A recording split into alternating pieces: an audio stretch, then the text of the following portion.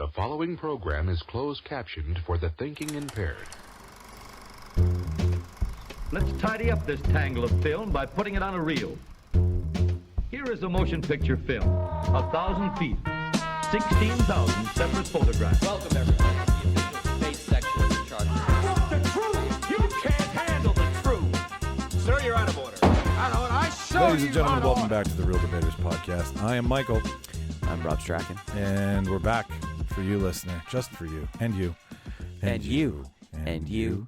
And you. Fuck you. You're cool. I'm out. No, it goes, fuck you, fuck you, you're cool, I'm out. Welcome back to the show. Oh, no, there's another fuck you. There is I'm another out. fuck. I was that's going right. to say, yeah. We fucking butchered that shit. We did. But That's you know what? you did. Everybody understands what we're getting at. They know. If listeners listening, they know.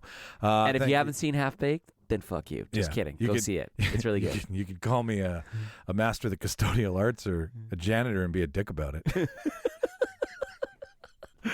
This week on the show, you got me and Rob. We're doing a real talk for you, as the credits say. And this one because Napoleon's coming out this weekend, and me and Rob had so much fun doing our top 10 Martin Scorsese. We've decided to do another one. We've shrunk it in half. So we're going to do a top 5 Ridley Scott in honor of. We're going to talk about what his filmmaking means So to we're us. each going to do our own 5, or do No. you want to do a combined 10? I want to do a combined 5. I want to give you 2. Can we do 7? What do you want to do 7 for? I hate it's odd. I don't like that. I like that it's odd. Really? Well, so is 5. 5's an odd number. Okay, well, yeah, but 5's faster. They're both primes. So we're going to do 5 to 7 Ridley Scott movies for you. They're both not part of the Fibonacci sequence. And thank you, Da Vinci Code. And Or are they? just let me do proper, and then you can I'll let you loose, okay? And then we're also going to do we're going to talk about movies that we're going to review a list of movies that people famously walked out on. I don't know why they're so famous. So this is like a where there's a specific scene that Yeah, offended somebody, and they yeah. were so offended they Yeah, got up exactly. and they paraded themselves out of the theater. Yeah, and or- then made a big thing about it on social media or in the media after. I think this was before, because some of these are older movies, but Yeah. if they're newer ones, they would have done Yeah. that. Like, Yeah. they go outraged. They go to the Yeah. outrage machine. Yeah. Before we get into it, though, we do have some things I would like to mention that are coming up. December 10th specifically is movie trivia night part 3. Emily and Jimmy and Michael's favorite things. 10 Christmas questions will be given to each of us, and you can come and win some prizes. It's going to be at Little Brown Jug, 336 William Avenue, December 10th, 7 to 10 p.m. Tickets are on sale right now. Link in our bio on our social media, or go to Eventbrite. Just type in The Real Debaters. You'll see it. $6 a ticket. It's going to be a lot of fun. They've decided to throw in some prizes, too. So there's a Little Brown Jug prize pack coming. I our like way. free stuff. Yeah, it's a lot of free stuff. If it's free, it's for me. Yeah, well, I'll buy you a gift card then, make you feel better. To the winner of that night, we'll go some tickets to our next trivia night, a $25 gift certificate, maybe more depending on how giving we feel, to Landmark Theaters. Because why would we send you to Cineplex when you have to sit up straight? We want to send you to a place that reclines you. So you and a We friend want to send you to the movie theater where getting oral is the easier. best. It's easier. Is the best. And that's not gender specific. It's who's yeah. Thank you. And Little Brown Jug is also throwing in a prize pack for you as well. Again, 7 to 9 p.m. December 10th. Little Brown Jug, 336 William Avenue. Get your tickets. This sells out. We've sold out twice before. We anticipate the best people in town to come again. So if you want to be there, come with us. And then on December 12th, we've already done our soft opening of this. We're now doing Movies and Bingo at The Handsome Daughter, which is 116 Sherbrooke Avenue, if you haven't been there lately. So bring your dabbers. Bring your dabbers. We'll supply the cards. We'll supply some trivia before the movie, and then we'll watch a movie together. And this one, on December 12th, because it's Christmas time, Jimmy's girlfriend Zoe has planned this to a T. She's going to decorate, and we're going to celebrate Krampus. That's what we're watching. I've never seen it. Have you seen Krampus? I have. Is it good? It's kind of freaky. Yeah, I hear it's like what the shitty people get at Christmas time, right? It's Some European fable? Well, it's about like Krampus would basically kidnap naughty children. Okay. And so that's what parents would tell their kids is like, do you want fucking Santa to come or do you want fucking Krampus to come and kidnap you? Oh, sweet. And take you to the depths of hell, basically. Okay, I'm looking forward Not to be this. confused with Festivus. Yes. For the rest of us. Airing of the grievances. Us. The feats of strength. So December 12th, 7 to 10 p.m. At The Handsome Daughter, 116 Sherbrooke Avenue. Just show up. Tickets are at the door. It's $5 to buy a trivia card, and that's it. That's all you got to do. Just show up, have some fun, eat some good chicken, have some good cocktails. And yeah, that's all the alerts and boring stuff that you put up with us each week. So without further ado, let's step off this mortal coil. Rob, what'd you watch this week? I watched part 3 of Lupin. You really like that series. I fucking love that show. I don't know what it is about that show. I think it's wicked. And you know what? I'm not usually into the dubbed Netflix stuff as much. Some stuff I am. Yeah. Like I was really into what's that German one? Dark. I really like that one. I heard that one. I liked Rain, yeah. the Danish Swedish one. But this one I just like it. He's you've got Omar Sy. He's so good in it. That's the lead, right? Yeah, and even though it's not his voice, it's just everything comes out in the performance so well. Well, and he is French, right? Yeah, and it's just he's an awesomely debonair character, and it's just great. And he lots of awesome twists and turns, and you're like, how's this all gonna work? You're like, oh yeah.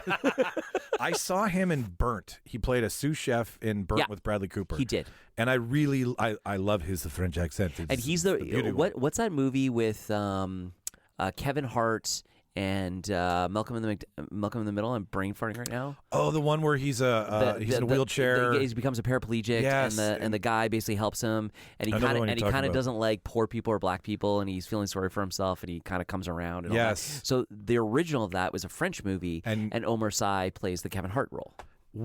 For listener, because he's because remember he's a criminal. Yes, like with he served his like time. A placement. He was a felon, served his yeah. time. That's kind of the backstory of it.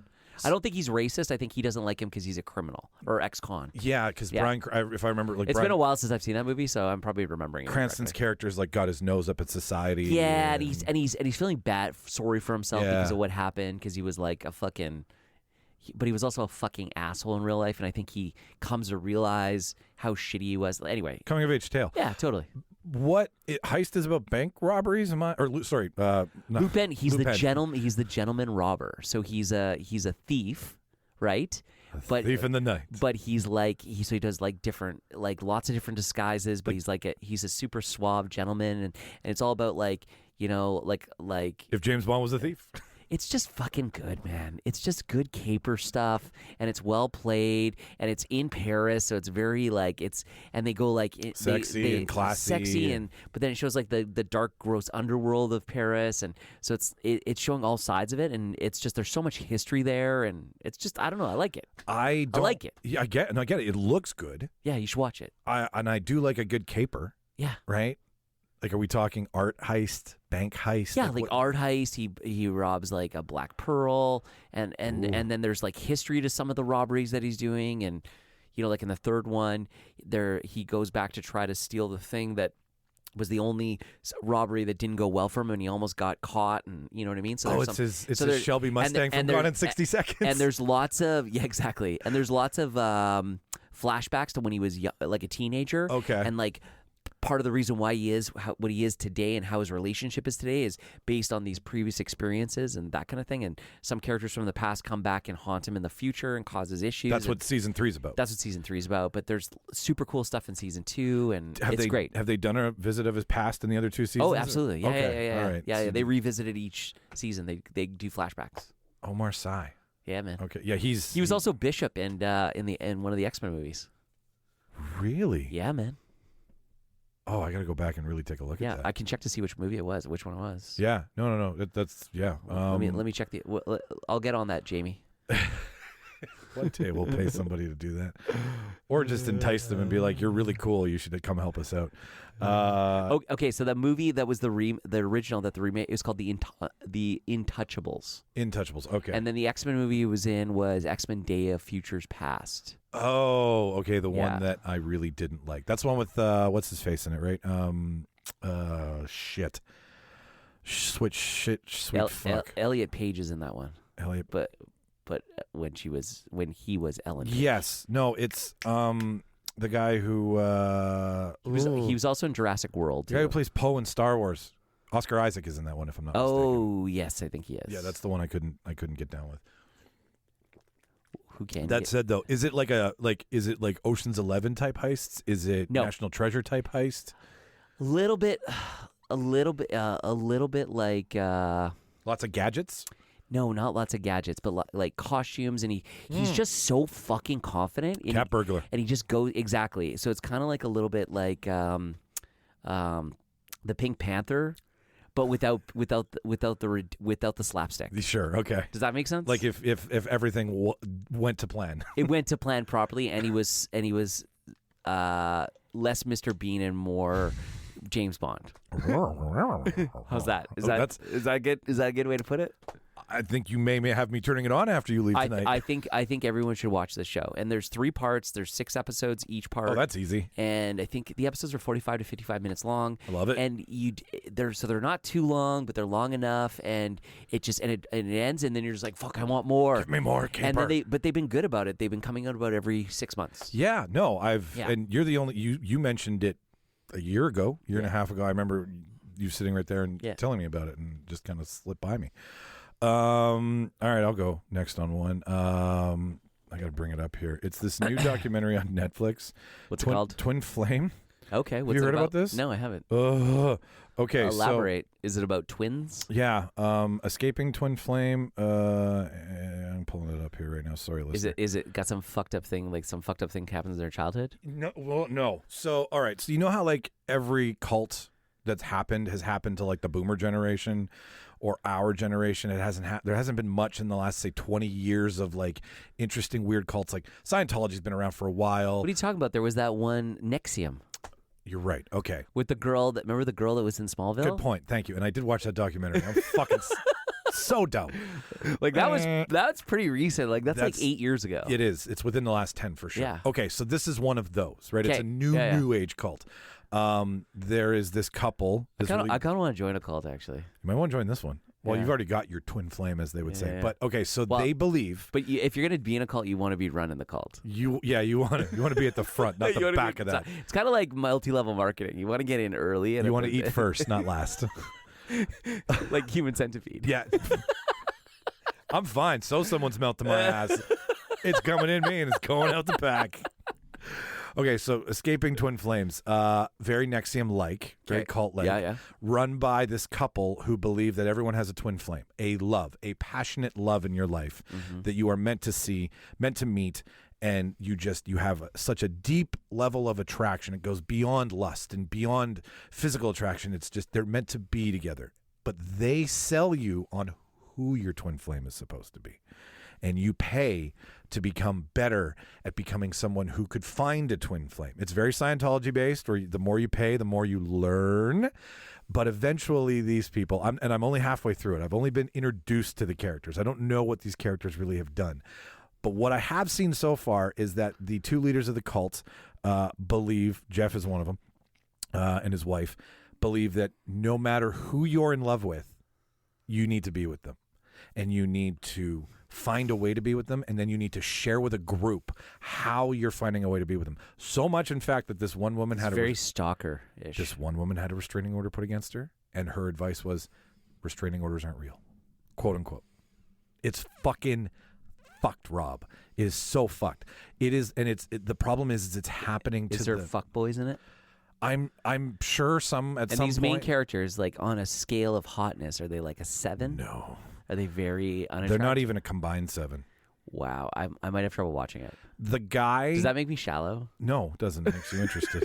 Makes you wonder why someone like that can get away with that. I see that. I do that too. I'm like, why are they together? He's probably got a good heart.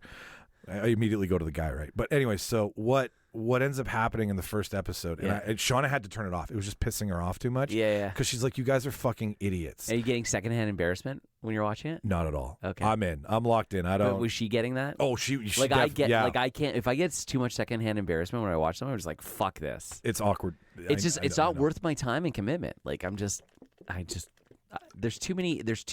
enough hours in the day. It's happened, and the victims are like 20-year-olds and 25-year-olds. They're Gen Zers, they're millennials.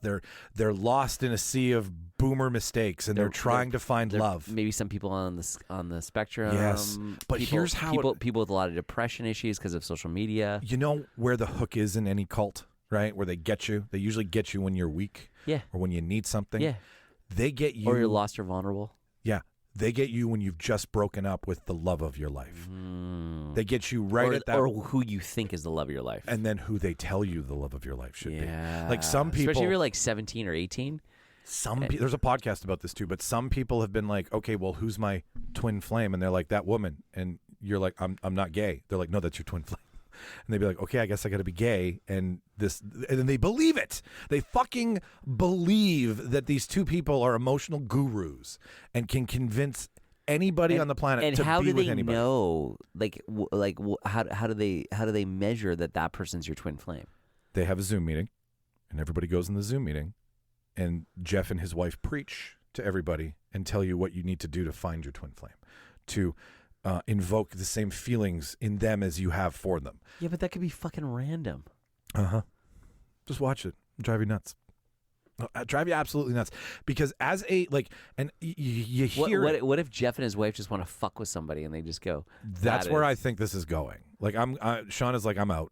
I'm like, great, I can. Yeah. And she's gone over. She's in Palm Springs. Like, so there's some guy that, like, you know, he's really on his, you know, really down on his luck, and then they convince him that like some like 600-pound woman is like his like twin flame. I'm not there yet, but I think that's where all roads are pointing. Really? Yeah. Wow. And then the guy's like, okay, in a Zoom meeting in front of everybody.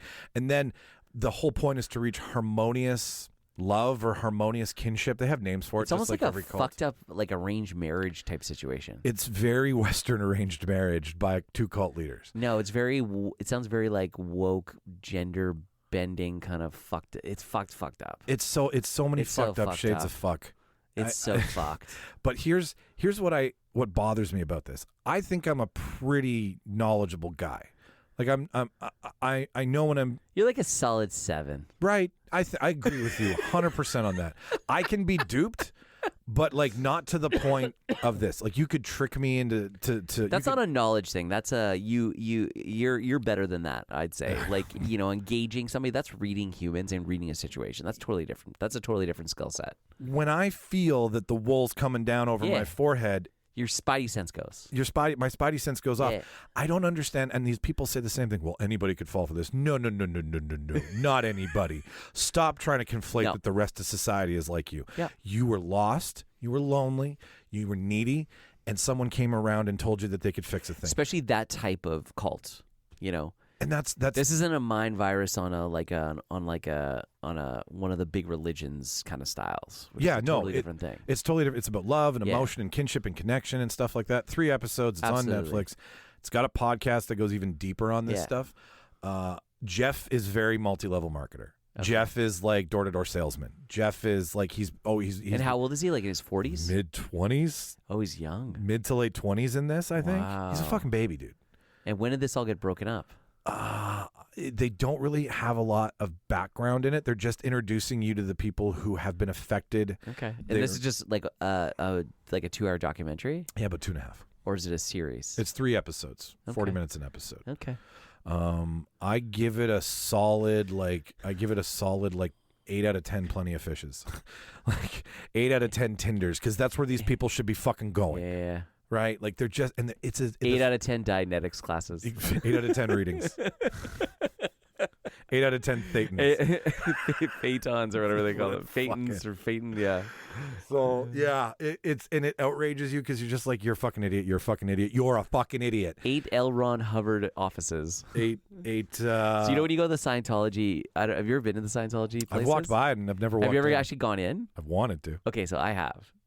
Did someone pitch you? No. So this is years ago. So years ago, I went to their website and I filled out the thing, and then they called me and said, "Hey, do you want to?" You said you were interested. I said, "Yeah, bring me down." So they go down and you do the online test and all that, and then they go through it and they talk about all the stuff. And it's like a basic, almost like a Myers-Briggs kind of thing. Sure. And it's actually pretty spot on. They're going through it and you're like, "Oh, this is like pretty much like I'm an introvert, or an extrovert, or I like heavy blankets." You know what I mean? You know, like what's I'm an ENIJ or whatever the fuck that is, right? Yeah. But it's like their version of it. But then they get you to watch this fucking video, and I was watching the video, and the whole time I'm watching the video, I'm like, "Please don't brainwash me. Please don't brainwash me." Is it going to happen to you? No. Yeah. But one thing they have is that every single like Scientology church, they have the office of L. Ron Hubbard, and it's like his office. So what the purpose of it was? Like a mock-up in the. No, it's an office. There's an office in there with like a table and chair and like a bunch of different books. That's weird. And it would be that if Elron ever traveled to any of these churches, it would always be the same. He had an office that was very similar, not exactly the same, but where he could basically just sit down and work and write without bullshit breaking, fantasy and sci-fi without breaking breaking a sweat. That's really fucking culty. Yeah, like to make sure that your leader has the same place to work everywhere. It's a very like corporate hierarchy, like imposed on a religion. Yeah, every documentary I've ever watched about it. Yeah, and that's what this is. It's like if the Catholic Church really got into org charts, that's Scientology. But everybody models off Scientology though. Like it's because I guess it's the most successful con. Well, it's the most successful in that short a time period. Right? Yeah, because it's 80s, late 70s? Or well, no, he started in the 60s. 50s. Okay. In the late 50s, right? Well, the Philip Seymour Hoffman, the master, right, that starts in the 50s. But I don't think it really takes off globally until like the 60s, 70s. During like the Enlightenment movement. 70s like and the 80s is shit. where it got recognized by some Supreme Courts as an actual religion. The IRS gave them their tax break. And blah, blah, blah, blah, blah, and all that kind of shit, right? But like, I mean, like that's pretty, in the time scale of the world, that's pretty fast. Yeah. Especially when you like compare it to like if you look at like Islam, I think Muhammad, like it took him like his entire lifetime for it even to like really move beyond his friends and families. I might be wrong on that. I'm not a theological historian, but you know it's pretty rapid. He had to wait. Exception or acceptance by enough people to make it a movement, so to speak. What else do you watch? I don't remember. You don't remember? I don't know. Okay, that's fine. I'm watching some new show called Glitch. It's some Australian show where like a bunch of people come back from the dead. Really? Yeah, What's it on? It's on Netflix. It just popped up. It's on. There's 3 episodes. There's 3 seasons. Are you daring? Like, do you just like, okay, this looks good on the sometimes tile? the algorithm comes up and I look at it and Micheal and I'll be like, oh, this is recommended for us, and we try it and we're like, oh, this is actually not too bad. It's kind of our. So you trust your algorithm? To a certain degree, but our algorithm's weird though, because we share a Netflix login. Oh, so you change you change the algorithm of the account. It's interesting, right? Because sometimes it'll like recommend stuff that I really like and some stuff that she likes, but it's also good at recommending things that we'll like enjoy together. It's kind of fucked up. Okay, do you have different accounts within the one account, or just like one? No, we just have one login because I was sharing with so many people, I couldn't make another one. No, I mean, okay, so I have one login, but Shauna has hers. No, we have a Rob Micheal login. Yeah. And you don't have a Rob tile and a Micheal tile? No. Wow. Yeah, see, Shauna has like all of her shit, which is like, fashion stuff and animal shit and all that stuff comes up. Yeah. And my stuff is like everything from the 90s. Like it's ridiculous. Yeah. And then I have one for my kid because you don't want to pull up kid stuff on yours because then it ends up with too much kid recommendations. It just shits all over you. You're just like, how is there this much Paw Patrol on my fucking Netflix? It's interesting, right? Yeah. No, it's a world of surf and tiles these days. Like, totally. I don't think I would like to meet someone who has attempted to watch everything on a platform. I don't care what platform it is. Well, here's I would like to meet that person. Here's the funny thing about this. If you talk to me, if we were talking about Netflix in 2013, I saw every single documentary on Netflix in 2013. Really? 100%. Like Netflix made, or just every documentary in general? Every documentary that Netflix had available in 2013. I find that impressive, but at the same time, it's 2013. So their catalog has gotten. They only had about 25 fucking docs on there, right? Total. Yeah. Right. So there was a lot of times where like I'd be like, oh, I've seen every single one of these movies. Either I've seen them before, or I've watched them on Netflix. So there was a point where Netflix didn't have any extra content. I was literally watching it just for Mad Men and Breaking Bad. Sure, yeah. You find your one and you hook to it, and then everything else kind of falls into play after that.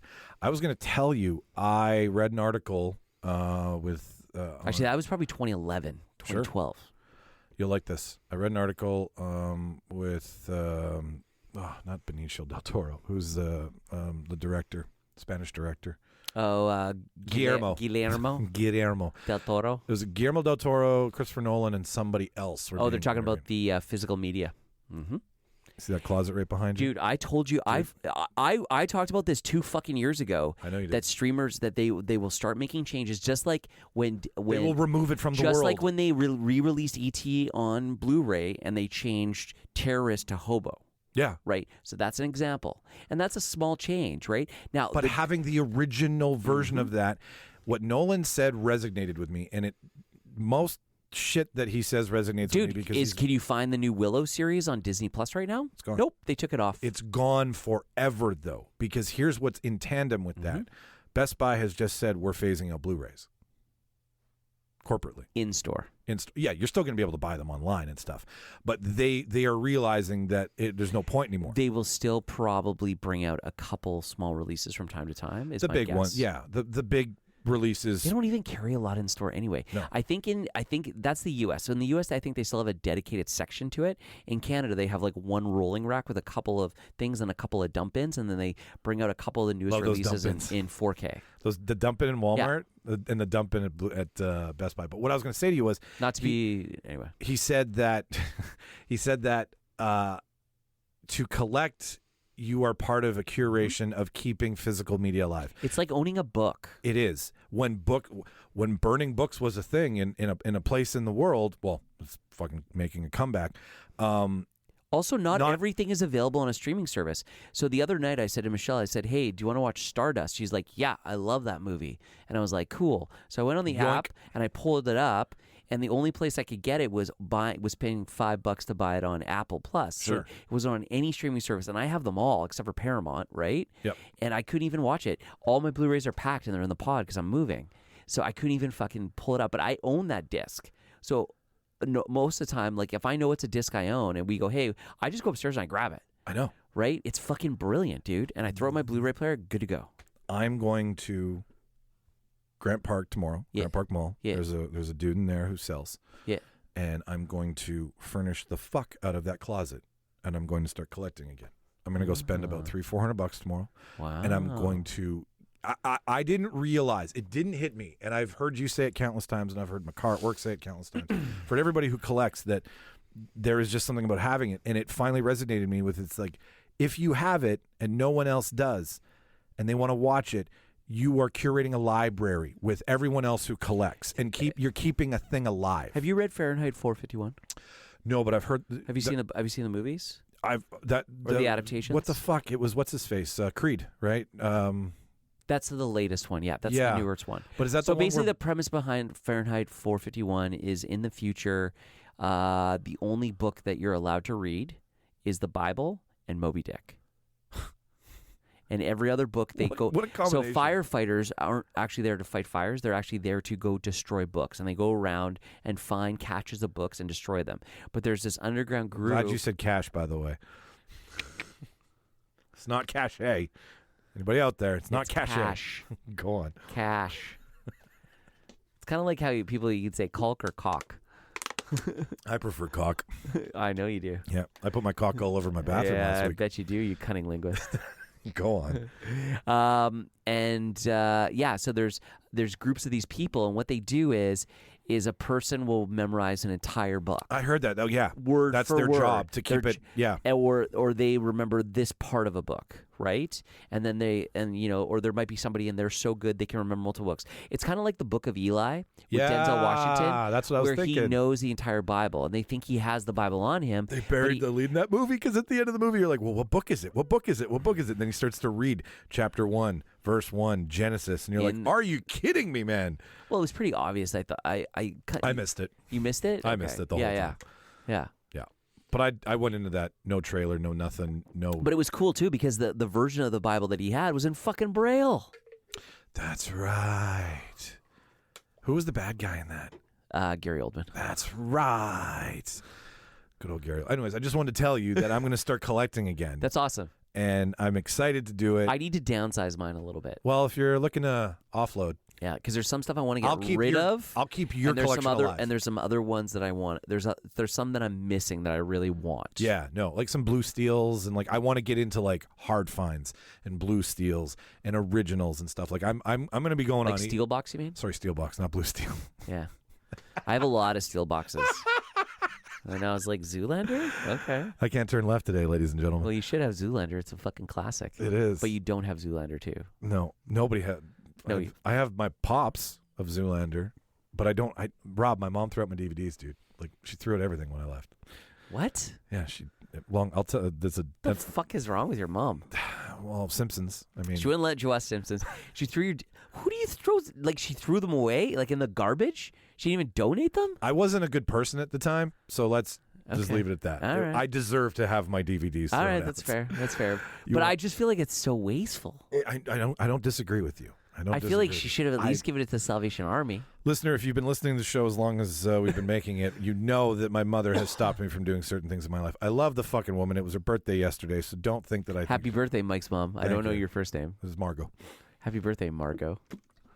Can't believe you threw away his DVDs. Are we good on what we watched? Do we want to talk about anything else? No, let's or- move on, Let's man. move on. All Yeah, right, let's let's move get on. into the meat and potatoes. Unless you want to talk of this. about Dancing with the Stars. I do kind of. All right. So what season of Dancing with the Stars is it? 33 or 32. Now, is that mean? Well, it hasn't been on TV for 33 years, but they do 2 seasons a year, right? Yeah. So but that, I do think so it that was, motherfucking show has been on the air for 16 and a half years. I think longer because it's BBC originally, so I think they did it overseas. That doesn't count. Nobody gives a fuck. All right, fine. How long has it been on air in America? Yeah, like 16 years. yeah. And like That's like saying The Office has Okay. actually been on. Shauna's mom was a professional ballroom dancer when she Oh, was that's younger. interesting. Cool. So she's moving in with us for like a couple months while she looks for an apartment here. Yeah. And we've watched both seasons on Disney because now it premieres on Tuesday nights on Oh, Disney. because it's ABC. It's ABC, exactly. You get it. Is And Carlson? Alfonso Ribeiro? Is he the host? Yeah. Oh, okay. Any fucking Carltons. Of course he does. It's so, dude, like it's fucking easy watch. It's fluff. It's really fun to look over at Shauna and be like, all right, so the scores are 10-10, 9-8. And then watching some like hapless Australian reality star fuck up each week. There's been a huge ordeal this year over this Australian dude. You lost me at Dancing with the Stars. So Harry's from Australia. Let me see if I can tie you back in here. Harry's from Australia. He's from like one of those loving. Is it so where they have like the professional dancer and Yep, they dance yep, with? still. Okay. Yeah, totally. Is Julianne Hough still in that shit? Yeah. Okay. That's Derek Huff's sister. And Derek Huff's sister. Derek Huff is a judge. Julianne is a co-host. Oh, okay. Yeah. That's cool. Very easy on the eyes. All right. Harry came She's from still dating. Can I tell you about Harry? All right. Harry, I know what you're trying to do. Harry came from Australia. He was on some love and reality dumb TV show. He is horrendous. Is he on that? Is he on that soap opera? That Australian soap opera that's been running forever? That Chris Hemsworth used to be on. Maybe. Okay. He looks like he could. It's kind of be. like the Australian EastEnders. Yeah, I don't know what it's you're called. talking I don't know about. what it's called. Cunts. That's what it's called. It's called Criminals. Yeah, exactly. He's been on the entire It's called time. Giant Spiders. Rob, I'm telling you, there have been people who have danced worse and been eliminated earlier.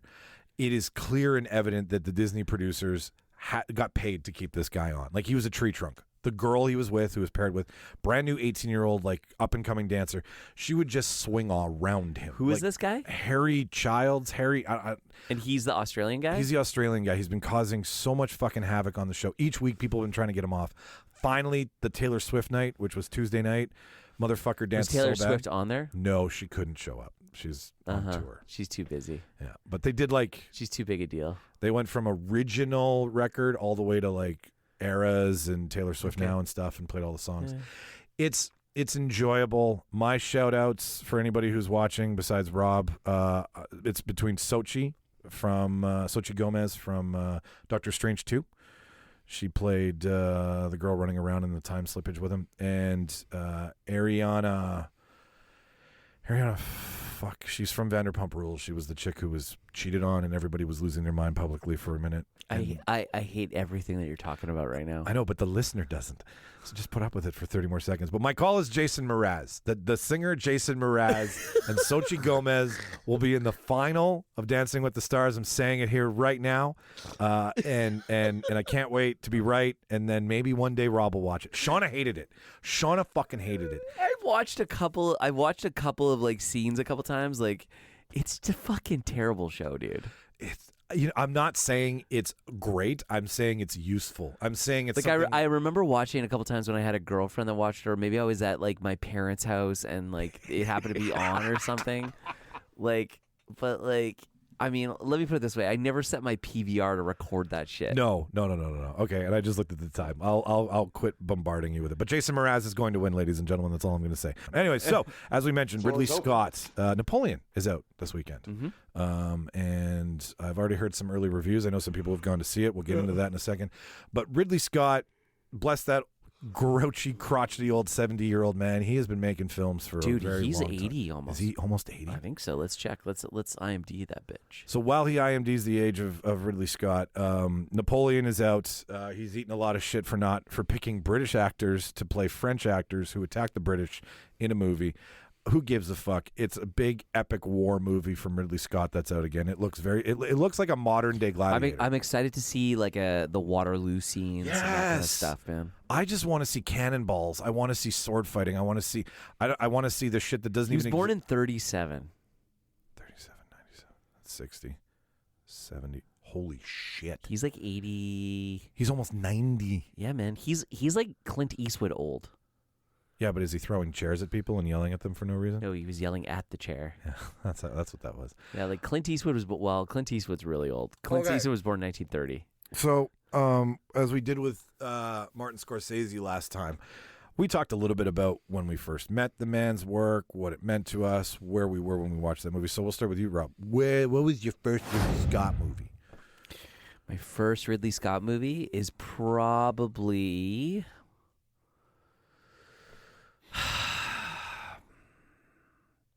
First one I ever saw was probably Legend. Really? Yeah.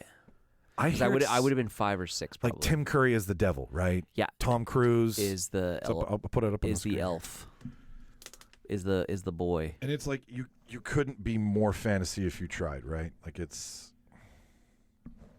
a young man must stop the Lord of Darkness from destroying daylight and marrying the woman he loves. This sounds like very never-ending story to me. It's fucking awesome. Is it? It's great. I like it.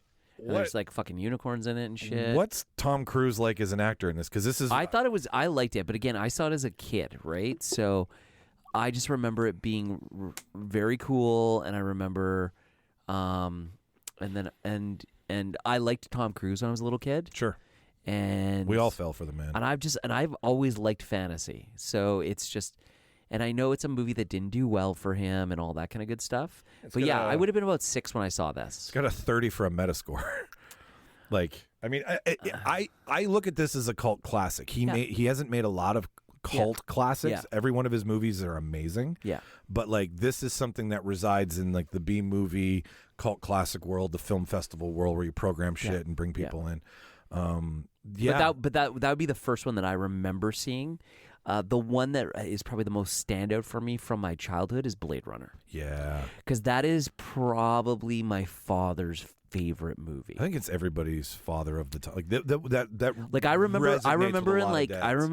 remember going to see they re-released Blade Runner when I was like 7 or 8 at the drive-in. I remember going to see it at the drive-in with my dad with my parents. And my brother fell asleep in the car, and I watched it. Fucking Deckard. Right? It's so I remember good. when they re-released the director's cut in like 91 or 92, like my dad taking me to the theater to go see it with him. Ahead of its time. You know what I mean? The shit that's happening right now with AI and future tech and all this stuff. Like Philip K. Dick, man, though. He's fucking awesome, right? Yeah. Guy had his finger on the pulse at the time. Have you ever read the actual book? No, I've heard it's just fantastic. The book is really interesting because they don't touch on some stuff in the movie. Because in the movie, they touch on a little bit with like the fake snake, right? And how they find that one snake. It's been since my childhood. I can't remember what do you call that? Like anyway, it's a little piece of the snake skin. Oh, the scale. The scale. Thank you. I'm brain farting on the word. The scale's not real. But the scale had a serial number on it or a maker's mark. That's right. And they were able to find the guy that replicated it. So that's like a small piece of it. But in the actual book, everyone's obsessed about animals, right? And it's a status symbol. So if you actually own a real animal, you are a fucking billionaire. Yeah, because they're extinct. Because they're basically, animals are almost extinct, right? So most of the animals are basically replications, right? So not only are humans, if you will. not only are the humans making replicants, right, which are basically android humans, but they're also super experts at making these fake animals, right? That opening sequence of where they're interviewing the guy and they're trying to figure out if he knows what's going on with him. The Turing test. The Turing test, like. It's that, and I mean, everyone knows. Well, if you don't know, listener, the Turing test is when you can't tell if you're talking to a computer or not. So. It's a test to determine whether you're talking to a real person or artificial intelligence. Yeah, and fathered by Alan Turing, the exactly. father of the modern computer. Correct. Yeah, visceral, beautiful to watch. The sci-fi of the time, like I mean, the Dude, villain. it was so ahead of its time. I mean, the movie was made in like 81, 82, and like the CGI holds up. Even though, I mean, he predicted what? It was going to be 2015. You know what's funny? You know what's funny to say out loud? Is it made $32 million. Think about that for a second. That's a lot of money for I know. for that time. Like that's more money than Jaws. Like accounting for inflation and all that stuff Yeah. now. But just think about like how successful that is. Like it's got a Metascore of 84. Now, are you surprised and it an made? 8.1. Are you surprised it made that much money though? Because it came out. So you basically have A New Hope, then you have, then you've got Empire. Then you've got Raiders of the Lost Ark. It's the right and time. And then you had Blade Runner. Yeah. And so Harrison Ford is the hottest fucking actor in the world. and it's actually a fucking good movie. And it's the follow-up to Alien, which is fucking so fucking good. Which is his like, hey, I can make a fucking movie. I can make a fucking horror sci-fi movie. That is the first true horror sci-fi movie in my mind. I remember. That was like a hit. I remember sitting in the living room and seeing the trailer for Gladiator. Yeah. And my mom was doing her hair, and I ran around the corner, and I was like, "They're making a movie about," and I think I said Hercules or some dumb shit. Yeah. But like, I was so excited. The movie is so good To see that movie. Did you see it in the theater? Yeah. Like. What were you, like 10? Something like that. What year is that? 90. I was born in 82. So. That's 2000. Oh, okay. So no, a lot older. But I was still at home at the time. It was probably, what was I? I was 17 at the time. I just came running around the corner and told my mom, I was like, we need to go fucking see this movie. And just like, you know, it's the ancient gladiator, right? It's the fallen soldier. It's the king's favorite who's thrown out of the kingdom and then has to work his way back in. Like, it's such a good story. But like it was my first, like, I love big battles in movies. It was my first, like, really true, like, epic film, like, that I can remember. I mean, I all the ones that I... Are you not entertained? Right? I say that all the time when people aren't having fun. Like, it just... And there's this clip that keeps popping up of Russell Crowe talking about, like, the first time they met and, like, hanging out. And he's like, all right, so... He's like, Ridley Scott says to Crowe, he says, I want you to look at... You know, I want you to look off in the distance. No, it's not the first time they met. It's the first scene. It's the first fucking scene. Yes, where they're in Germania, in Germania, and deep in fucking Germanic tribe territory, and they wanted him to look off and those kind of things because the clip. He wanted him to enjoy the scene. I was just about to fucking talk about that clip. It's funny that you said that. And then he says, you know, do this, this. Look at the bird. Pull away. So he's like, I do it. I add some color and some flavor. And then he leans over to me and says, you and me, mate, we're going to make some fucking good magic together. And like, it's true. Yeah. So much. I just wish Russell Crowe hadn't gotten fat. I like Big Russell Crowe. Do you like Big Russell Crowe? I love him as a big drunk Aussie guy. I think. I mean, like he's the musician that's in him now, as opposed to the actor. Right? I like curb stomping, fucking like, you know. Yeah, no, I know what you're talking about. But I think that was when I realized Ridley Scott who he was. Yeah. Right, like late teens.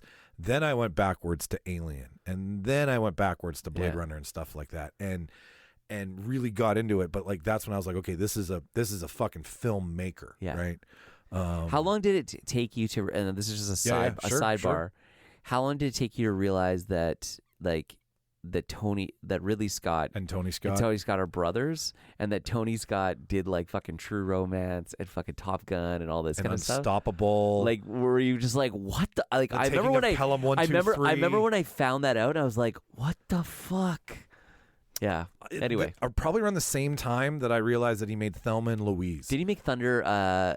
Days of Thunder. Yeah, that's Tony Scott too. His brother made Days of Thunder, and he made Thelma and Louise right around the same time. And that's what I think I like about Ridley Scott the most is that you can't, like, he does Robin Hood, even though it was bad. He does Robin Hood. Then he does Black Hawk Down, right? Not in order, but like he jumps around. He wants to tell The Martian. The Martian is so like. Dude, I was gonna get to that. That is one of my favorite movies. Such an underrated. The book is so good. It's so fucking funny. I remember when it was nominated for Best Comedy one year in an awards category. I was like, what's so funny about this movie? I watched it. I was laughing. I'm going to science the shit out of this. So the book, the first line of the book is, "So I'm fucked." Yes. That's the first line of the book. And you're like, I remember I bought the book. And I was reading it I bought it at like a bookstore at the airport, and I was just reading it, and I was like, I literally read the entire book in one day. That's a good book. So I had a 4-hour flight, so I read it on the flight. I got to my hotel room, and I read it till like 3 a.m. That's insane. I've only ever done that with one other book in my entire life, and that was Charlie and the Chocolate Factory when I was 9 years old. I don't blame you. You want to know. I stayed up all night until the sun came up. I was 9 or 10, and I remember my mom came into my room, and she's like, "Are you still awake?" I'm like, "I'm reading. I'm finishing this book." And she was like, "What the fuck?" My child's reading. I'm going to let him stay up. All right, so cast your first vote. What is on the absolute must-have for you for a top 5 Ridley Scott? Blade Runner. Okay, fair enough. Yeah, it's got to be there for sure. It's, again, as mentioned, ahead of its time. Super sci-fi, amazing really adaptation. Amazing adaptation, like film noir. Like it's a fucking genre film bending. noir, Sci-fi. sci-fi. It's got awesome action. Almost cops and robbers. Harrison Ford's so fucking good in it. My cast, my first vote to get us to number 2. Yeah, I'm gonna save what everyone knows I should say. I'm going to start with what I love, with the one I watch the most of, which is The Last Kingdom. it's a good movie, man. It's such a good movie. So my question is, though, are you original theatrical cut, or do you like watching the fucking director's cut? I love the director's cut. It's so fucking They're long. so- It's so gory. There's so much missing from It also gets into like the king of Jerusalem, like his character so much more, and you're just like, what the fuck? and that's Edward Norton behind the mask too, which like totally slipped by me the first time. Like I'm like, It also made me really appreciate how fucked up leprosy is. no shit, right? Like you're just like, what the fuck? I swear in the director's cut they give it when they take his mask off and Yeah. you see him. I think they let it. I think they let the camera go like another 5 seconds just to get a really good eye full of that shit. I dated this girl in high school, and her parents were from India, and she told me the story about when she was a little girl. They went to India, and when they had to go to church one time, all the lepers would line up waiting for donation. money, Yeah, and her parents were like, "Don't touch them. They're lepers," because they were all like missing fingers and stuff. She said it was fucked. That is so fucked. Is that crazy? I really like. Like, is that fucked up? She was like, I don't know, like 10 or something, 10 or 11. I love every aspect of that movie because it's about redemption. Yeah. It's about religion. It's about the Crusades. It's such a great backdrop. Oh my god! And he's like, it's the good night, right? It's about what he and does. Orlando with his Bloom plot. is so perfect for that. He's so good. And the in that movie was not as big as it should have been. Coming off fucking Lord of the Rings and all the fucking Pirates movies. Oh. And I think it did okay at the box office, but it should have done better. Let's see. You know the problem is, though, dude, is it's 3 hours and change. It's so big. It's just fucking long. So big. 47 million, 63 meta. Yeah, 47 million gross. It's a good movie, man. 2005. Yeah. All right. Yeah. I wouldn't say it's one of my top 5 Ridley Scott movies, but I do really enjoy the movie. Yeah. No. And again, it's one that I have. It would to be an mention. honorable mention for me outside the 5. What's your second pick? Because we're gonna argue for 5 together. We're gonna. Alien. Okay. Well, that solves that problem. It's so fucking good, dude. It's. Do you know the scene? You know the scene where she's got the underwear that's really low? Yeah. So apparently Ridley Scott wanted her to shave her bush, but she refused to, and then she also refused to pull up the underwear higher. So he actually paid somebody frame by frame to airbrush remove her pubic hair so that they could keep the rating that they got. Way to go, Sigourney. It's like Sigourney Weaver is like, fuck you, you're going to see my bush, and I'm going to keep these panties Ripley super low. says, fuck you, Ridley. Yeah, exactly. The xenomorph will go down in history as one of the best alien versions. And you hardly fucking see it. Right? That's why it's so good. It's the Jaws effect. You don't see Jaws until the final act. You don't see Xenomorph until the final fucking showdown. And it's the first time they've done something like that maybe on like a cruise ship or like some type of ship or something, or in a building or something. But to do it on a ship in the middle of the fucking in outer space, like this mining in like there's nowhere to go. Well, it's a and what's the line in space? No one can hear you scream. Like, Yeah. what the fuck? And I think my favorite thing about Alien is the fact that when John Hurt's scene where the alien bursts out of his chest, the only people that knew was the director of photography, Ridley, the two makeup people that put it in, and John Hurt. Nobody else knew. His girlfriend or wife on the ship Yeah. is quoted being like Yeah. puking on set. Yes. Like it was so, And so real. all the reactions of the actors is fucking real. Well, it's like Goonies when they show him the ship for the first time, right? Like Oh, was that real? that was real. Oh, no way. He filmed them being brought in and got their genuine first reaction. Fucking Richard Donner is a fucking genius. Right? That's how you get kids to fucking act. You trick them. You trick them. But yeah, no, I just watched that movie the other day. Lucy loves that movie. Bishop, the cyborg. Oh, yeah. The backup plan to the spaceship, like and There's no, carrying there's that. no, there's no Bishop in that one. No, who's the first cyborg? That's Aliens. Sorry, who's the first cyborg? I can't. Ian Holm is it's I fucking can't, Bilbo. I can't remember his fucking name. I forget the character's name, but it's Ian Holm. Yeah, because it's Bishop, and then David 8 is the new one. Michael Fassbender is Yeah. the new one in the Prometheus series. Yeah. And that's why Ridley doesn't trust Bishop at first, because Ian Holm's character kind of fucks her. Well, she realizes, I believe. No, it's in Aliens where she realizes that she wasn't told by Paul Reiser's character that there was going to be an android on the ship, and she loses her shit. That's right. But I love the scene too where they go down to the planet and there's like the huge fucking big alien coil thing ship too. Yeah, thing, and the alien donut. the skeleton's there, and then there's all the fucking pods, and you're like, what? And it's so creepy, and you're like, fuck. I saw that movie way too young too. I saw it I was probably like 8. That movie scared the living fuck out of me. My mom and dad said when they went to the theater, they were like, what the fuck? It was so scary and awesome, they said. And Tom Skerritt, right? Fucking so good, man. Like everybody's so good. Bill Paxton's in that too. Fucking right? Joker. Bill Paxton's in that. Bill Paxton? Is it Aliens or Aliens? Aliens. That's fuck. He plays Hudson. Hudson. We're all gonna die, man. We're all gonna die. We should make her the captain. Okay, so we got Aliens, we got Last Kingdom, and we got Blade Runner. All right, you took my second one, which I'm glad you took responsibility for it because I really was. I'm a little torn between stuff here. Okay. Outside of You gotta talk. You're not talking into your mic. Yeah, I know. I'm torn between Black Hawk Down and American Gangster. American Gangster, Frank Lucas. It's good. I wouldn't say it's his top 5 though, dude. No, I know. But it's a really good movie. Why? Because you like to see guys, criminals handing out turkeys at Christmas? No, I like seeing a bunch of corrupt cops figure out how to find the good cops, and then take the bad guy down. Yeah. I love the entrepreneurial aspect of Frank Lucas. All that stuff. Yeah. He took a really good story, a true story. Yeah. But again, Black Hawk Down is. I don't think you can watch outside of the top. Like the big war movies, Saving Private Ryan and Thin Red Line and stuff like that, I think that it is a very good representation of what battle feels like in Black Hawk Down. Yeah. I mean, if I had to choose between the two of them, I think Black Hawk Down is a better movie. It's better made. He did such a good job of covering every different soldier and having all of them, guys who knew what they were doing, guys who were just making coffee, guys who were ready to fight, guys who wanted to go home. It really encapsulates. It's also very contemporary because usually you're not tackling a war that soon or an event that soon afterwards, it's right? The 90s. You know what I mean? It happened in I don't even remember when it Black Hawk Down was 01. I think Somalia happened 98, 97. Yeah. And then to make a movie that close after, yeah, that it definitely had a Platoon feel to it, but in a different way. And I love the filter he puts on it, and it's it looks like you're looking through binoculars, and you feel like it's just fucking hot the whole time when you're watching it. Hot, it's dry, dangerous.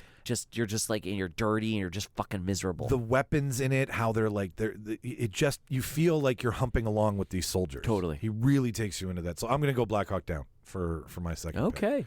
Yeah. So now this is the last spot. This is the top 5 spot here. So we're going to have to, one of us is going to have to concede to the other one here. Do you want to be daring? Do you want to throw out something random and put it on this list and get shit on for it? Okay, you know what? I'll throw something out. I really like fucking Prometheus. Oh, hot take. Hot fucking take. I agree with you, though. I agree with you. I like that that's what brought him back. I loved how he went back to the same fucking... I love the opening scene where you've got the androgynous, super built white fucking creature, and he basically it's almost like he creates life, and you're just like, what the fuck? Like the idea behind Ancient Aliens that there's a species of alien out there that created us and fucked with everything. Yeah, Anunnaki. It's exactly what he's playing with that. Totally, I love 100%. that too, right? Like he drinks it, it's a mistake. Next thing you know, he creates a version of the xenomorph before it gets a chance to really Guy morph Pearce into it. is fucking great in that movie. So good in it. I mean, why am I brain farting on his name right now? Fucking Professor X. James McAvoy? No. Patrick Stewart? No. Michael Fassbender? No, or sorry, Magneto. Magneto. Michael Fassbender. Michael Fassbender. Michael Fassbender's David 8. Charlize David. Theron's in it. Yeah. What's his face from The Wire? Stringer Bell. Stringer Bell. That's right. Idris Elba. Idris Elba's in it. It's just great. Isn't Danny McBride in it too? No, he's in the second one? He's in the second one. Yeah, okay, you're right. Because that's when they go back to fix that mission. It's always fixing a mission. Aliens was always about fixing the first problem. Yeah. I dig it. It looked beautiful. I liked how they tied in the fact that on every continent there was some sort of alien-like scripture or art that they all figured out how to get to this planet. I thought it wasn't as rude or as blunt as picking up a lot of other series have been, right? Where they resurrect something and you're like, I don't know. The fact that he came back to do it, and he's overseeing the Alien versus Predator series, or the Alien series that's being made. I don't know if it's... Oh, okay. It's an Alien series. Okay. He's overseeing it. He's producing it, so he's got his hands in it. I don't know if I can argue you on that. Okay. Dude, the movie's good. The only other movie that I would really like to put into this top 5 is The Martian. The Martian is a fucking solid movie. It is. It's hard to take it apart. It really is, man. It's fun. It's funny. It's a space race. It's adventurous. It has fucking Matt Damon. Matt Damon. It has Mars, right? We're all going to Mars. We all want to get to Mars. That's the big plan right now. Apparently. So, I mean, and I don't want to be in the first ride. I'm fine hanging out down here while they colonize that shit. But Is it your favorite Mars movie though? What's your favorite movie that has Mars in it? It's my second. Mars Attacks. No. That's your first? No. What's the one with Red Planet? Is that the one with Ice Cube? Oh no, that's Ghosts of Mars. Ghosts of Mars. What's the one with Liam Neeson? Not Liam Neeson. Not Liam Neeson. Val Kilmer. Val Kilmer's Red Planet. Yeah. The other one is Liv Shriver. the one with Gary Sinise in it. That's Liv Shriver and Gary Sinise. Yeah. What's that one? I can't remember. That's not my favorite. Can I tell you what my favorite is? What's your favorite Mars movie? Total motherfucking Recall, bitch. Oh, that's right. It is Mars. Forgot. And guess what? That's another Philip K. Dick movie. Wow. Book. We've come full circle. That's right. Martian or Prometheus? Like it. Just because I'm an Alien fan, I'll bookend this and we'll put Prometheus at the top there. It's a nice. And you kind of need Gladiator in there too, bro. Gladiator's fucking great. Do we bump Prometheus for No, Gladiator? we need to make a fucking top 7. Think about what the 7 would be. And this is why I said, before we started, I said, can we make it 7? So let me, and listen why, okay? Alien. Yep. Blade Runner. Yep. The Last Kingdom. Yep. Gladiator. Yep. Martian. Prometheus. Yep. And then I guess I said Legend, but I mean... Well, you said Legend. Do we... Okay, so... But you also... No, we said Black Hawk Down. We said Black... There it is. Yeah. There it is. Yeah. There's the list. Okay. All right, I can live with that. Yeah, I can live with that. That's a solid list. I hope listener can live with that too. They're going to totally disagree. There's going to be somebody that's like, Yeah. I love Thelma and Louise, and that's a great movie too. Yeah, if you like Brad Pitt's, first real starring role, sure. If you like... That's not the reason I like it. Why is that movie good? Why? Am I missing it because I'm a dude? Because it's a story of friendship and of a friend standing by her bestie who was in a situation that she needed to flee from, and then Maybe I need to watch it through a different lens. And then they end up getting caught up in some bad shit, and then they're almost like ride or die at the end. They are because You're they my drive off the fucking You're my cliff. motherfucking ride or die. I get that, the domestic abuse part. Thelma, get your butt back here. Like I do understand all that stuff. I guess because Susan Sarandon, Gina Davis is fucking great. Susan Sarandon is such a smoke show in that movie. And it's like, and they're on aren't they on Route 66? Yeah, they're doing and like down in the, down fucking, like by the Grand Canyon and stuff. They're driving in that old caddy fucking convertible. I think it just oozes Americana too, man. It is, and I mean it's the road trip movie. It's two best friends on a road trip. They're okay. It's Brad Pitt. I'm still not going to let it on the list, but I get why it's good. Yeah, it's a good movie. Okay. All right. Well, let's move. It's not on the top 7. No. Just like Matchstick Men is a great fucking movie. Just like Nick Cage is so good in that movie. I think making the tiny little fucking Matchstick Man because he's fucking crazy. Who's his buddy in it? Sam Rockwell. Sam Rockwell's so good. He's so underrated. I was watching that scene in Jojo the Rabbit where because he's Captain Kate and he saves Jojo's life at the end. He does. They're about to take him and he sees them moving the Nazis away and they're all going to get shot, and he basically rips off his jacket and goes, "Get out of here, you filthy Jew," and spits on him, and then they're like, "Screw you, Nazi," and they push Jojo away, so he saves his life, and then you hear them shooting fucking Captain Kate, and you're like, fuck. I really want to watch. But Captain Kate's a bad guy too. Heil Hitler, Heil Hitler, Heil Hitler, Heil Hitler, Heil Hitler. That is one of the funniest jokes I've ever seen in a Tika Waititi Dude, movie. that movie is so well done, and the fact that he couldn't find anybody willing to play Hitler, so he's like, fuck it, I'll do it. And he's such a. Is it wrong to say he's a good Hitler? He plays a funny imaginary friend Hitler very, very well. Let's be honest, right? And the other thing isn't he half Maori? Yeah. Which is like the fucking irony of the two. Right. I think he put contact lenses in though, because doesn't he have blue? Because he has brown eyes in real life, and I think he has blue contacts in the movie, but I can't remember right now off the top of my head. Yeah, that's a deep dive. That's a great shot movie too, because I don't know if you ever noticed, but there's lots of like scenes where with his mother where she'll come into the frame and it's always showing her shoes. And then the scene where he sees her hanging and he's standing there and her shoes are hanging. Yeah. And she's hanging there. I remember. Oh, that's so heartbreaking. Yeah, man. I cried. Yeah, I did too. It had me in tears. That's one of my favorite movies in the last 5 years. Okay, well let's transition for a second then and talk about movies that people have famously walked out on. This is a list where from people got triggered. I got triggered. No. I just want to say something. Sure. Have you ever actually walked out of a fucking movie? Nope. I mean, I've left a movie only because my wife got motion sickness. Sure, yeah. And then I was with a friend who was sick. We had to bail too. So we went and got our money back, and then we went and saw it 2 days later in the non-3D version. Sure. It was the first Star Wars. Oh, that makes sense. Or episode 7. So, yeah, okay. It sucked because it was Christmas Day. I've stopped watching movies, but and it's only been one actually. I will ride until the everything's done before I make an assessment. But Freddy Got Fingered is the only one that I stopped watching because it's not my humor. I did not find it funny. Like you stopped watching it on VHS? Yes, yeah. That doesn't count. I know it doesn't, but I'm just saying, I've never walked out of a theater. I've never gotten up and complained. I've never been like Daddy, do you want some sausage? I just don't know why it's fucking funny. Like it's funny. You're gonna have to walk me through it. Freddie, where's your LeBaron? Freddie, where's your LeBaron? It's so ridiculous. And I mean, it's Dude, Where's My Car funny, and I didn't find Dude, Where's My Car funny. Dude, Where My Car is more over the top funny. It's just silly, and I think you had to have watched his show to maybe understand it. Like that time where they're like skateboarding and his buddy falls and like breaks his leg and his bone's sticking out, and then he jumps down and starts licking the bleeding bone. That's fucked up and funny. That's performative. It's Holy shit. fucked up. Well, I remember the dead raccoon on the show when he brought the dead raccoon on the desk and just plopped it down and was like, deal with it. Yeah. But okay, so can you imagine how bad that stunk?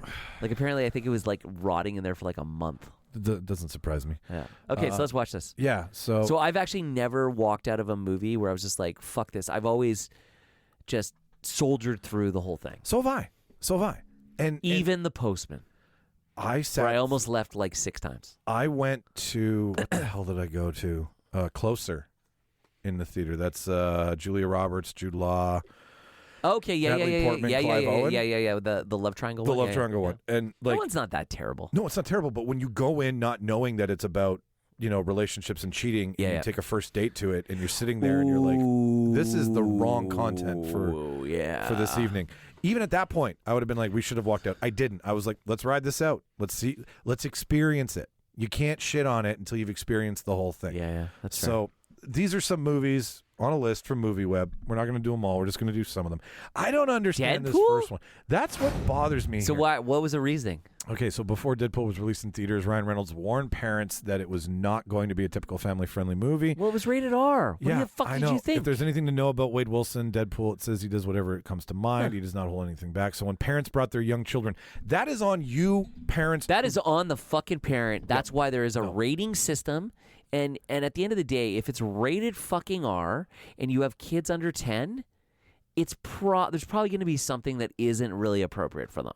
I don't know what goes through a parent's mind when, even in the trailer is questionable for children. Absolutely. There's a restricted trailer, for fuck's sakes. There was. Red Band, right? Yeah, exactly. There was a Red Band trailer because he drops the fucking F-bomb.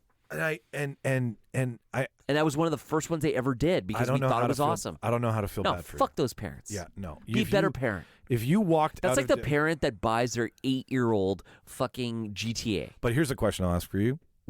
If you took Lucy to this and she was 10 or 11, right? Yeah. She's going to be there soon. 10 or 11's different, though. Okay. I guarantee parents that had 6-year-old kids brought their kids to this shit. And you know what? My response to that is shame on you. And it's a little different. Like if I've seen a restricted movie already, I decide I want to show it to my kid, I know approximately in the scene where there might be a scene that I turn off or move over. Or the other thing is I can gauge it. Because if something was rated R in 1985, it might not be rated R now. Does that make sense? 100%. You know what I mean? The views of the people. Absolutely. The rating agencies. If it's a brand spanking new fucking movie and it's rated R, use your fucking head. Yeah. No. This isn't fucking Paw Patrol. And this is 2016, if we're being honest. Like, you should have figured something out. That said, let's move on here. Let's see if there's anything It's like the else people that complain that something isn't childproof that doesn't need to be childproof. And my response simply to you is, be a better parent. So, have you ever heard about the house that Jack built? No, I've never seen it. So this was Matt Dillon's, like he I don't know if he was being experimental or whatever, but is he a serial killer? He is. The film centers around a man played by Matt Dillon who's a sadistic killer that specifically targets women so he can kill them by extremely graphic, disturbing methods. Okay. Comes as no surprise that the audiences were not. I have seen scenes from this. I'm not saying it would make me walk out, but it would make me very uncomfortable. It probably would ruin the rest of the movie for me if it didn't make sense. And that's understandable because there's a hammer scene. Maybe somebody thought it was going to be as bad as American Psycho, and this probably is pushing that envelope because you're talking about 2018 versus American Psycho was what, 02, 03? And so this is probably pushing that further. It is. That envelope further. They definitely were playing in the same realm of a sadistic serial killer who's enjoying doing things to women. I haven't watched the movie. I'm not gonna. And this is also post Dexter. Yeah, you know what I mean. So it's just everything in that realm has just been pushed to the brink. Clockwork Orange. I get it. What? Okay, what part? The part where he singing beats, in the rain, where they're raping the writer's wife. I haven't. Yeah. Been the same since I saw that scene. Singing in the rain always brings me back to that. I'm sure it does for you. Yeah.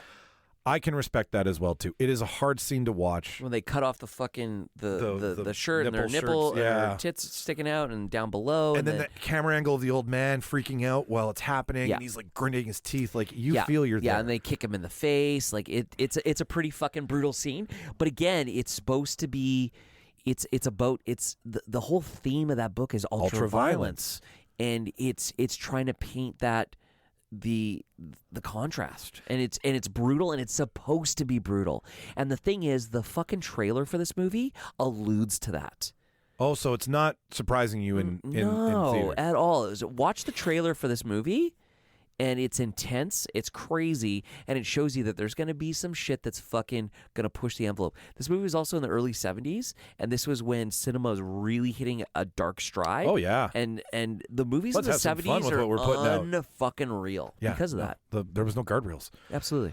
Yeah. Everything else, I mean, can you imagine if they tried to make it with the book? Because I think he's 12 or 13 in the book. He's supposed to be about 13 or 14. Like they made this at least high school. But his friends were all like a little bit older, and that's why. Oh, that's why he was influenced. At the end, he sees them, and they're like, and he sees one of his friends, and he's like a cop, and he's married. He's become a cop, and they said, "Well, but you were always the youngest out of us," and he was like, "Oh."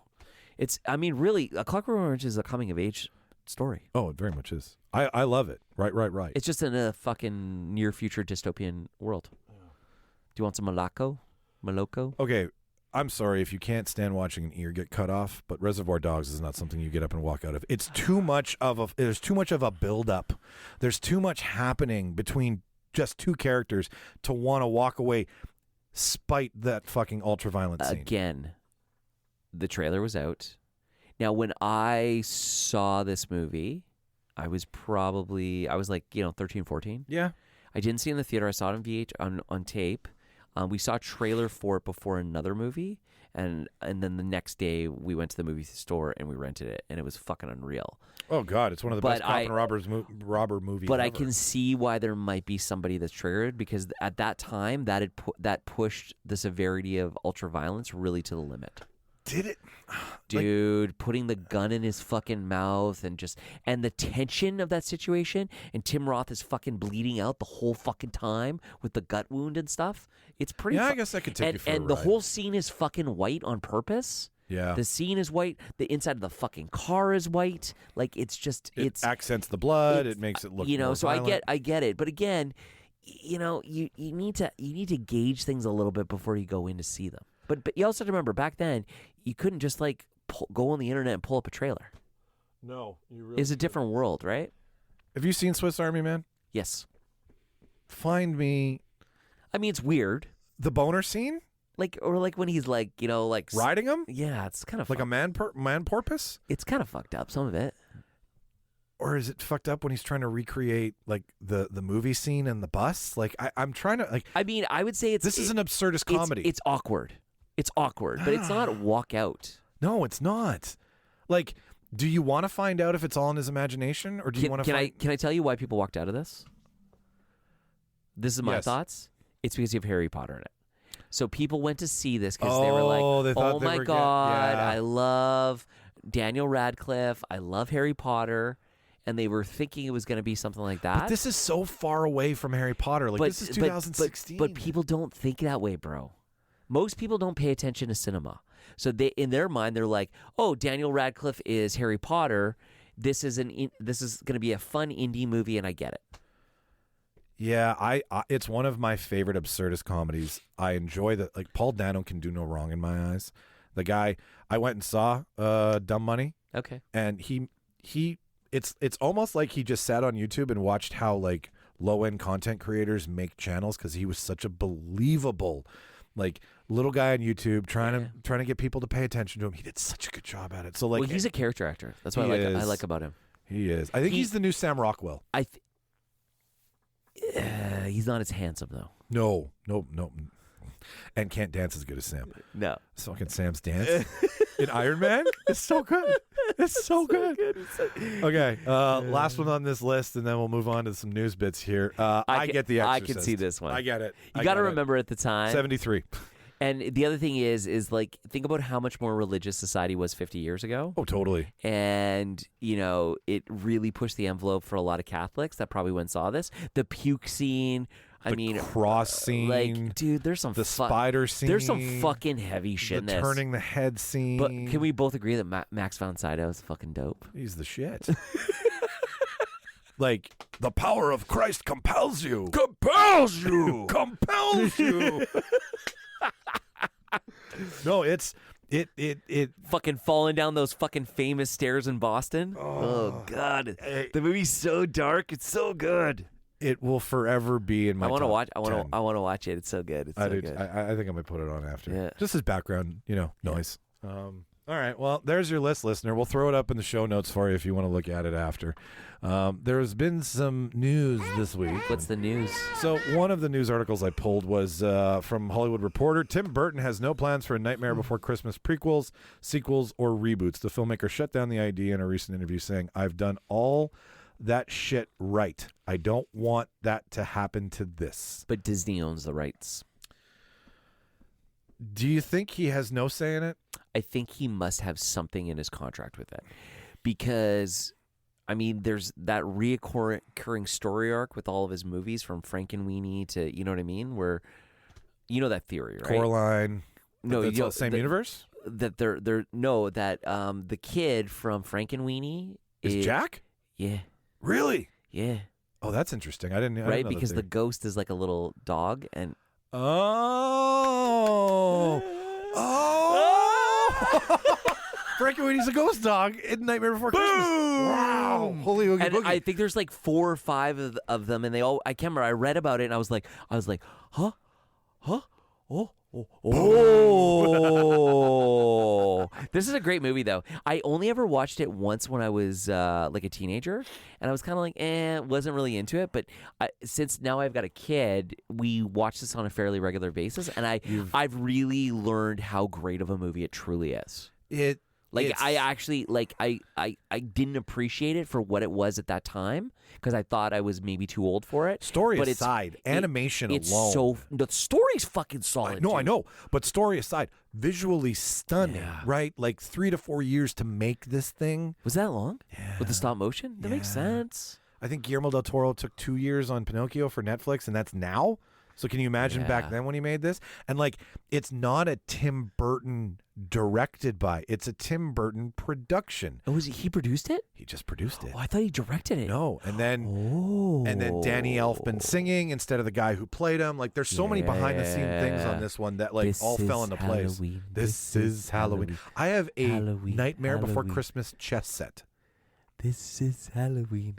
It's a Christmas movie. You can watch it twice a year. You can watch it in October. You can watch it in December. You can watch it Tuesday afternoon for no fucking reason. We watch it in the summer sometimes. No, right? I know, but it's just fun. It's the perfect Christmas spirit for something that's a little. But it's also spooky. It is because my daughter, I don't know what it is about my kid. She's like, I want to watch a ghost story. I want to watch something spooky.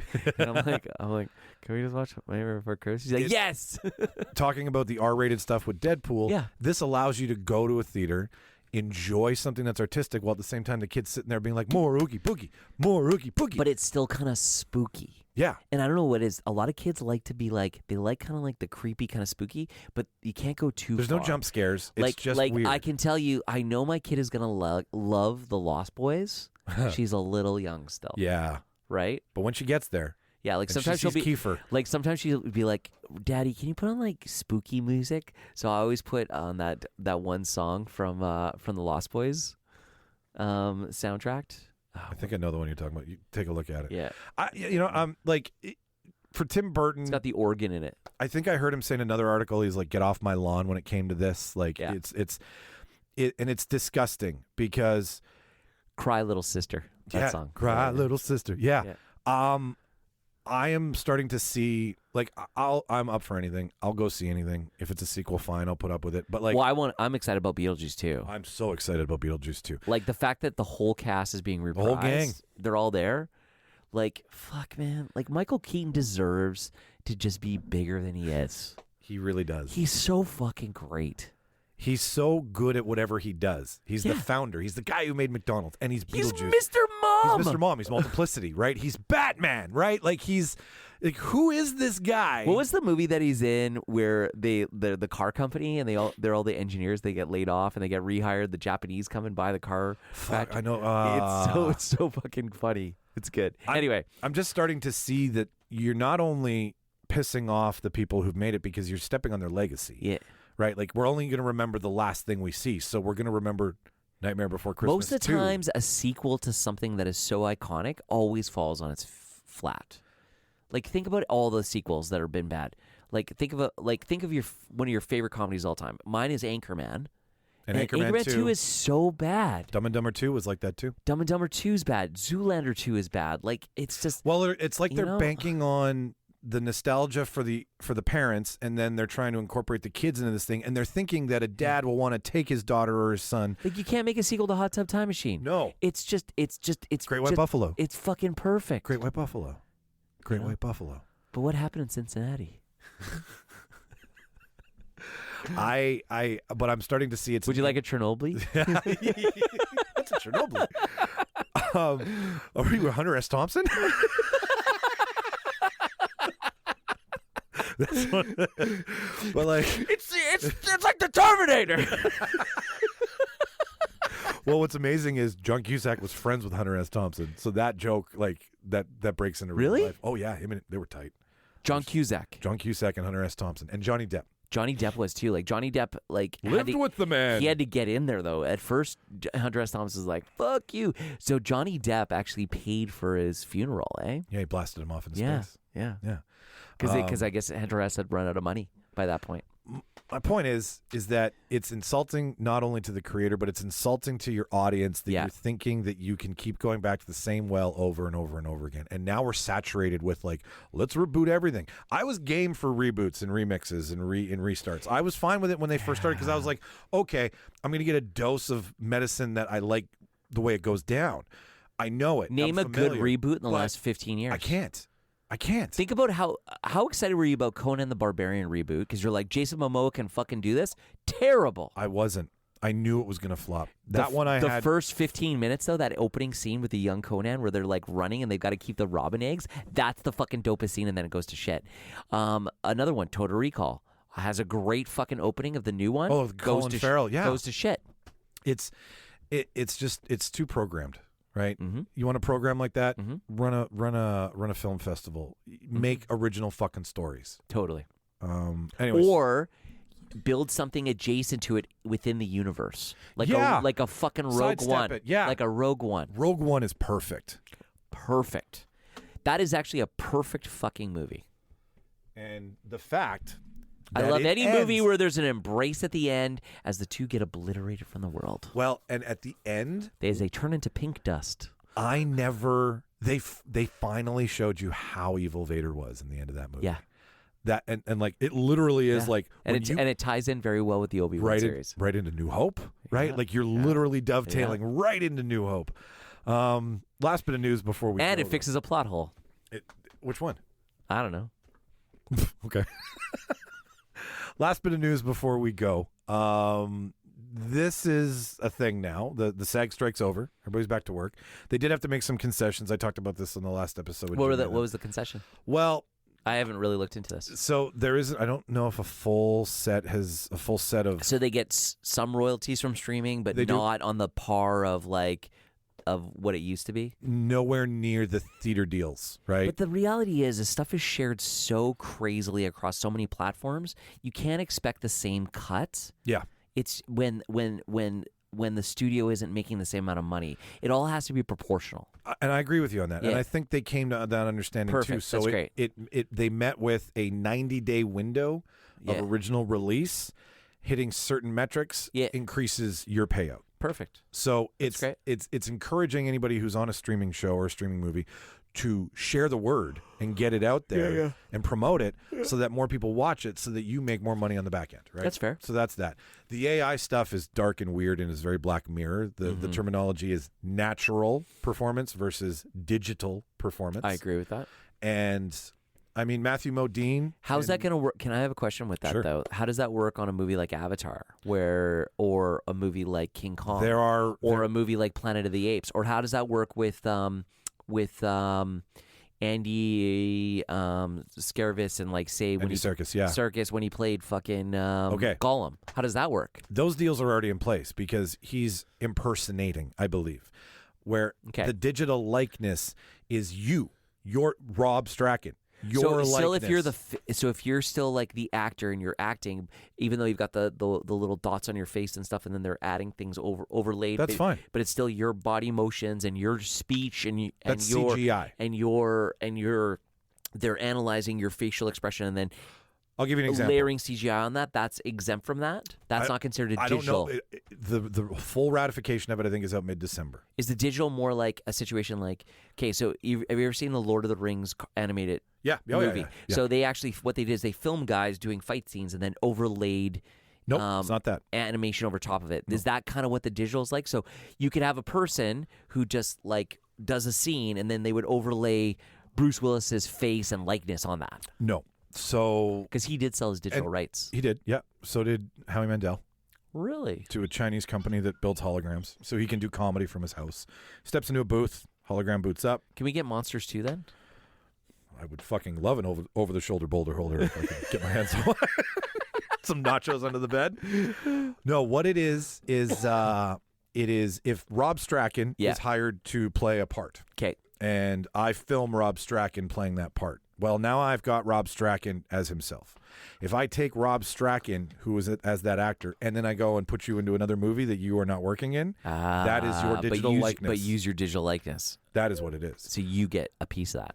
That is what it is. So Excellent. if you consent to that, then you would get paid for the same amount of time that an actor would on set that day if you're using me in another performance. So say I'm in this movie and you film me and then you want to use me. This is a romantic comedy and you want to use me in an action. So you take my likeness from the romantic comedy and you insert me into the action film. Mm-hmm. That is my understanding Interesting. that I've read. It's very... I'm not it's a big filled with law terms. I'm really curious where this is all going to go, and I feel like we're going to get into this thing in Hollywood, and Nolan is going to be a big proponent of this, where it's going to be purists, right? And I think even the guys that are really digital centric, like Everybody today? but especially David Fincher? Even Fincher is going to be a.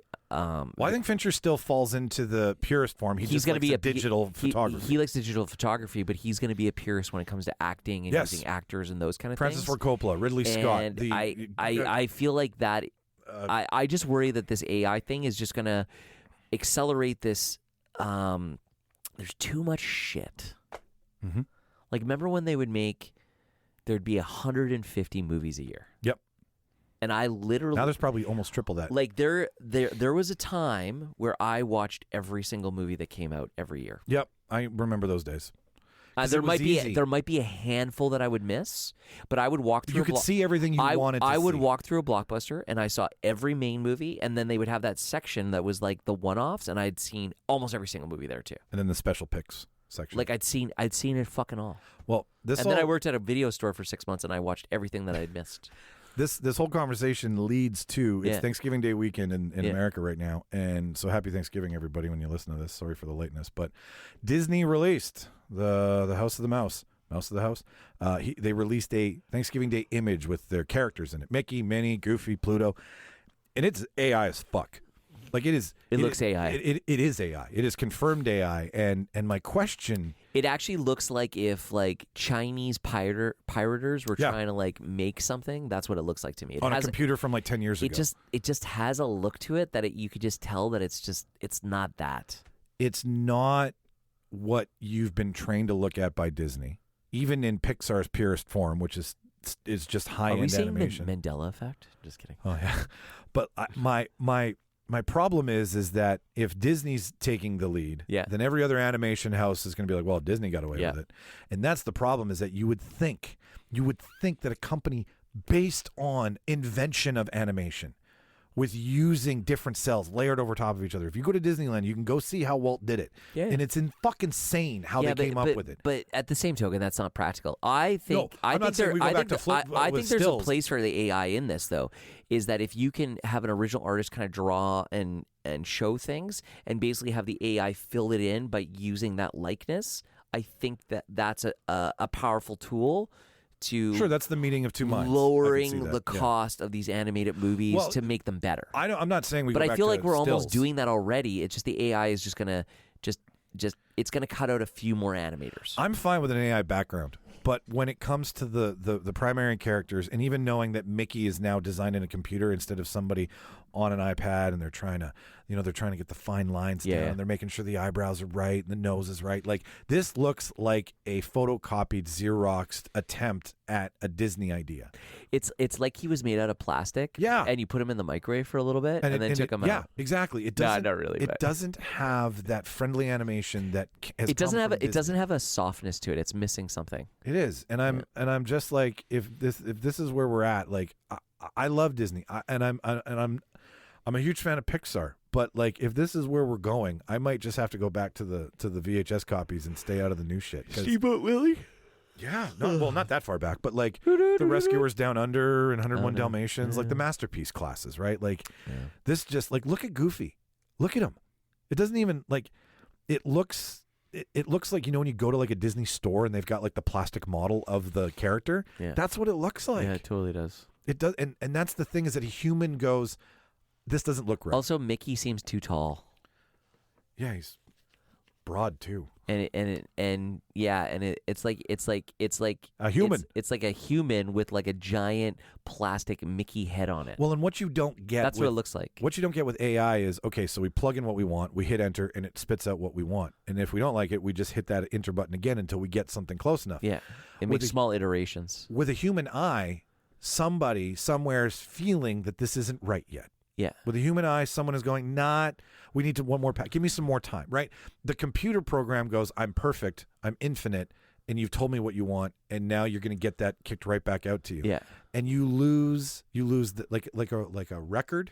Are they like eating Donald Duck in this? Is that why they've cut the image so you can't see? No, I can't.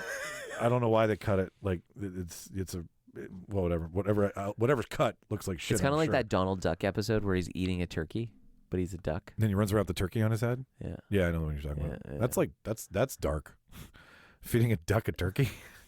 I mean, it's all foul. Desperate times. I mean, I would eat a human if need be. Oh, I'd alive that shit. Yeah, you know how they'll take like pig organs and transplant them into humans sometimes. Yeah, like a heart or a lung or some shit, or skin and stuff like that. Yeah. So pigs and humans are pretty close. So I assume that probably a human tastes something similar to pork. That's what think about that. That's what the people on Alive said. Was that that's why it was so easy? Really? Yeah. I did. There's a podcast. Seriously? I'll send you the podcast. Yeah. Wow. I didn't even know that's what it said. That's hilarious. All right. That's why it was tolerable. Yeah. But one person went outside. That's why I believe big food and big pharma are fattening everybody up, because they're basically, what you're doing is you're marbling humans for when the aliens come and devour us. Will you? So I won't get eaten because I'm probably skinny and like my meat's too tough. Yeah. But some of these delicious fat little children, I feel I would be a buffet for an alien. Nah, you're too old now though. Like okay. they want those like chubby, 18 that triple A marbled like, shit. I'm full of chocolatey goodness. Oh shit. Who was the fat German kid in Augustus Charlie's? Gloop? They want Augustus's all day. They're like all perfectly marbled. Mm. Oh, look at that rendered fat. It tastes like chocolate. I'm getting hints of chocolate and hazelnut. Like a dark chocolate. Anyways. Well, that went dark. Yeah. It's us. Listener, that's all I got for you this week. That's it. That's the show. How much longer until we bow down to our robot overlords? I don't know. But before that happens, though, we need to sit down and plan out we need to talk about what the best conspiracy documentaries are, what the best alien shows are. Like, we need to go down a Tubi rabbit hole together. Okay. And bring listener like what, because me and you are the ones that watch that. I don't know anybody else that watches that shit. I watch all that shit. I know, and so do I. Like, I fall asleep to that shit. So like I am obsessed about like one of my favorite movies to watch is Zeitgeist. I know. You gave me a copy. And I did. Well, because you had 12 of them when you bought it. Well, no, I bought 20 actually, and and so people would come over and we would like drink it at my house, and I'd be like, hey, you want to have your mind do blown? you have a DVD player? And they'd be like, yeah, I got a DVD player. I'm like, I'll be right back. And I keep it in your backpack. And no. They would come over to my house, and I had a bunch of them, and I would hand them out, and I bought a whole bunch of Zeitgeist stickers, and I would stick them everywhere so people would like. What's a Zeitgeist? Like, well, no, it would have the website so people could go to it, right? Okay. And I would stick them like randomly in fucking like in bathrooms and stuff. That's what I'm talking about. We're gonna go down a rabbit hole together, and everyone's gonna be like, those two guys are fucking conspiracy nuts, and that's fine because we can talk about I can talk about 9/11 for about an hour. Oh, I can do loose change all day, baby. Oh yeah, baby. Anyways, Building listener, 7. Oh yeah. Don't even start. We'll get deep. I'm hungry. Listener, thank you so much for tuning in. I'm hungry for some conspiracy. Thank you for tuning in to another episode. If this is your first time, all we ask is that you just subscribe to the show. That's the easiest and freest and cheapest and funnest way to support us, because we show up every week in your podcast player. If you want to follow us, check all of our social media in the show notes. I strongly encourage you to, if you're from Winnipeg and this is your first time, if you like trivia, if you like movies and bingo, if you like live podcasting events, we do that stuff. And we're going to be doing more of it as the new year comes. So, again, like, follow, subscribe, whatever podcast player you're listening to. Smash that shit so you can find out what conspiracy theories me and Rob believe in the next time we do this. With that being said, I've been Michael Petrow. I'm Rob Strachan. Watch all the movies, kids. Say bye, Rob. Bye-bye. Bye-bye.